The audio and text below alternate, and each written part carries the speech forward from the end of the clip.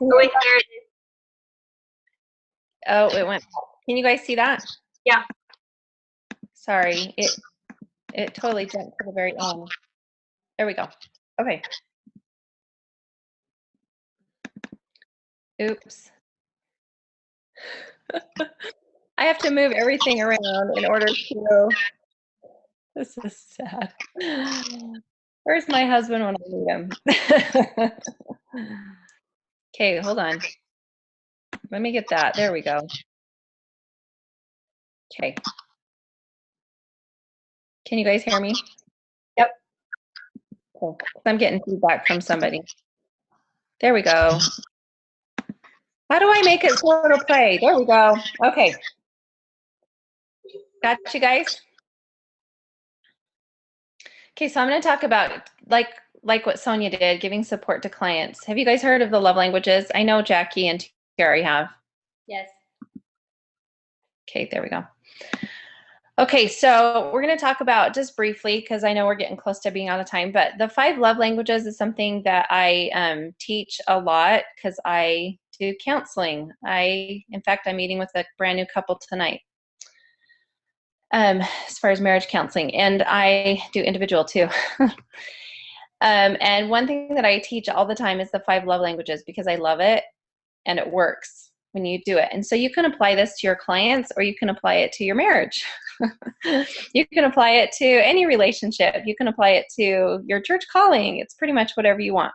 So there's 5 love languages, and basically the concept is we speak our language of love just like we speak English. We have a particular language that we speak regarding love, and this is how we show love to each other.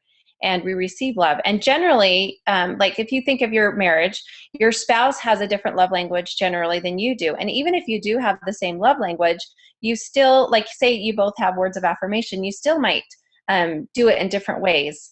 Or like quality time. Like for quality time for men, I find that those who are quality time, it's activities that they love to do with their spouse.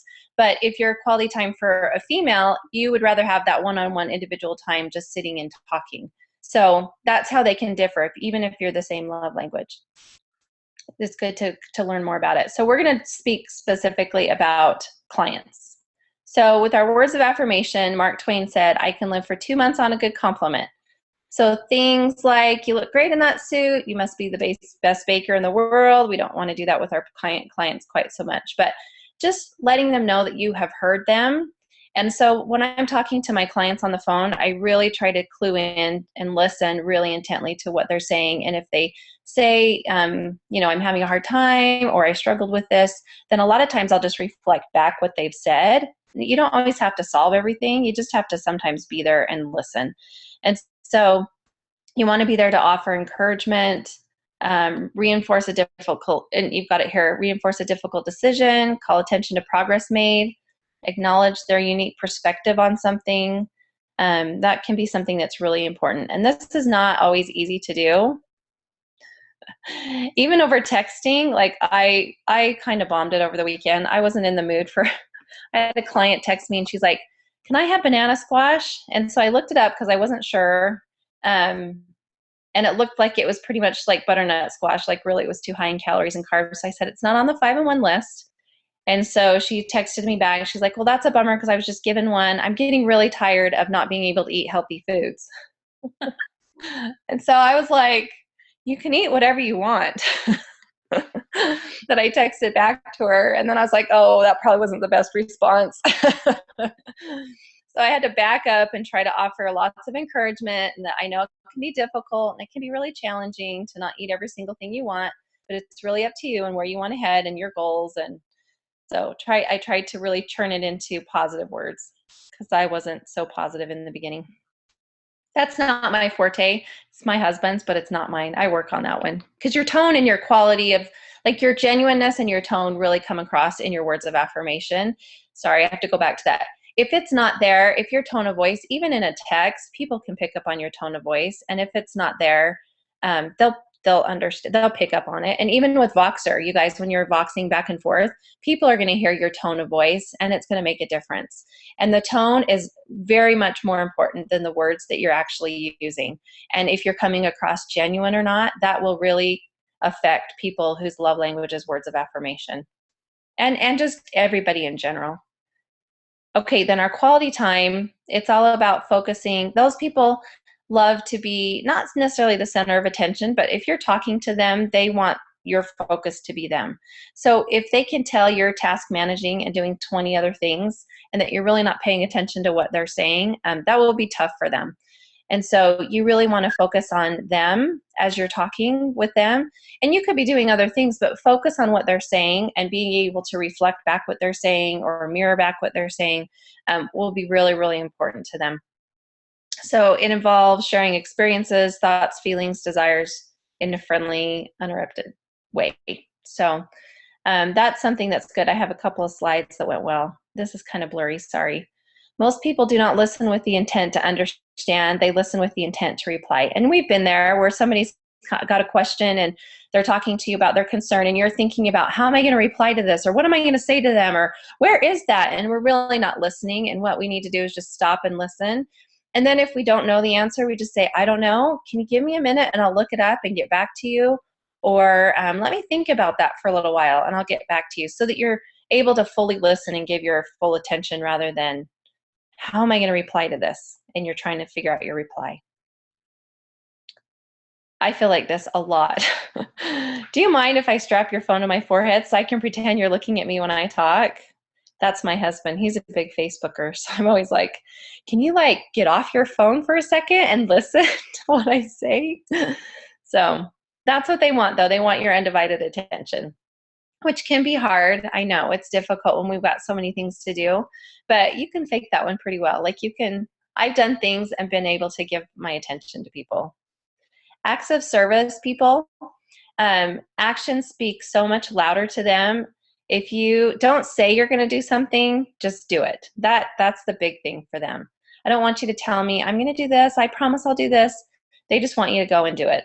So these are going to be like your clients that you tell them you're going to follow up. You tell them, oh, let me send you this. Then you need to do it. You need to make sure and make it a priority to tell them that you're going to do what you tell them you're going to do.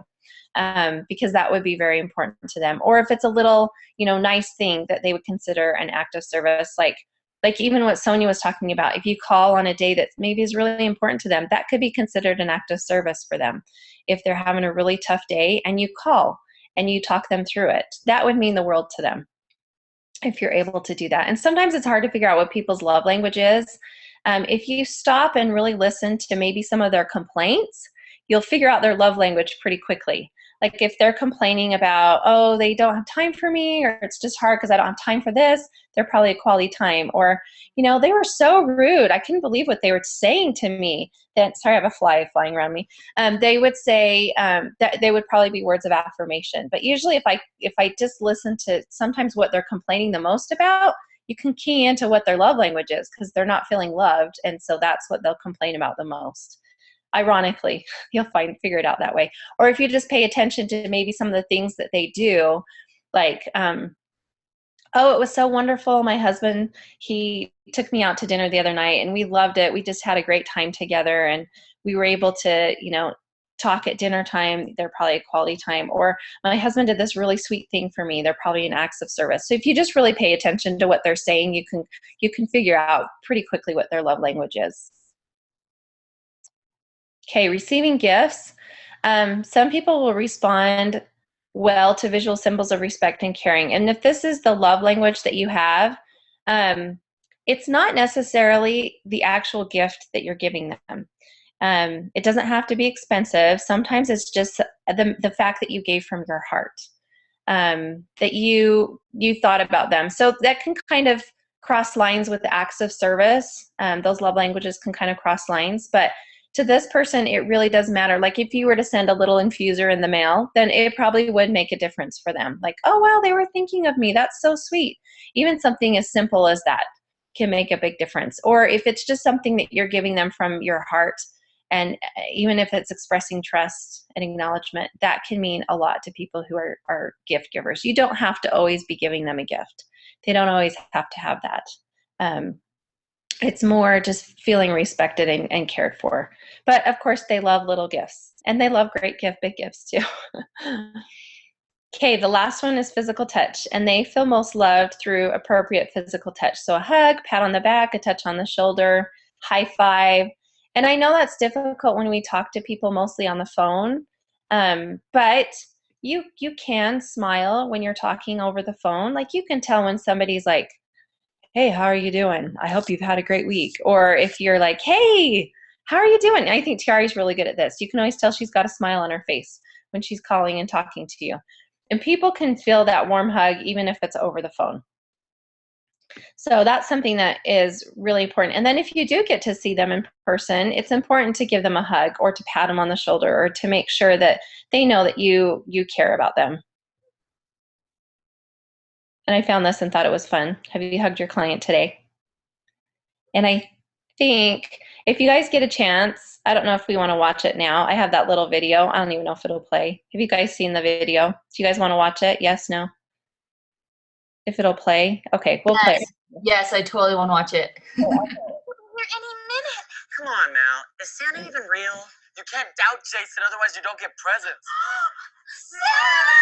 Hello, kids. I hope I got the My Little Pony I wanted. Did you get the PlayStation I want?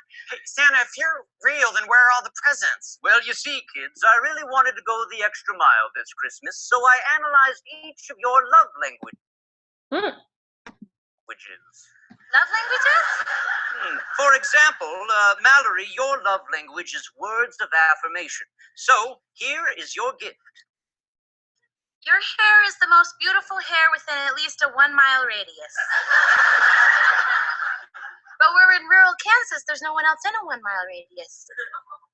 Whitney! Your love language was acts of service. So I donated all of your gifts to charity. Don't you feel a lot better? Technically, yes. Stephen, my boy, your love language was quality time. So,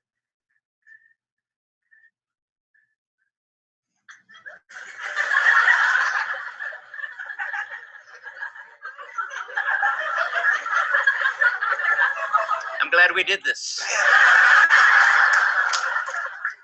Hey, what about me?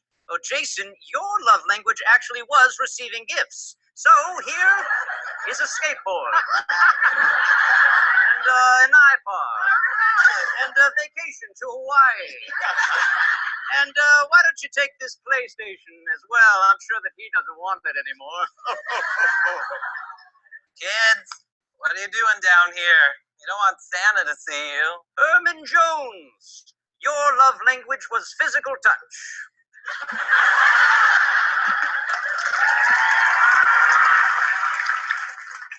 You're welcome. Merry Christmas to all, and to all a good night. Ho, ho, ho. Okay.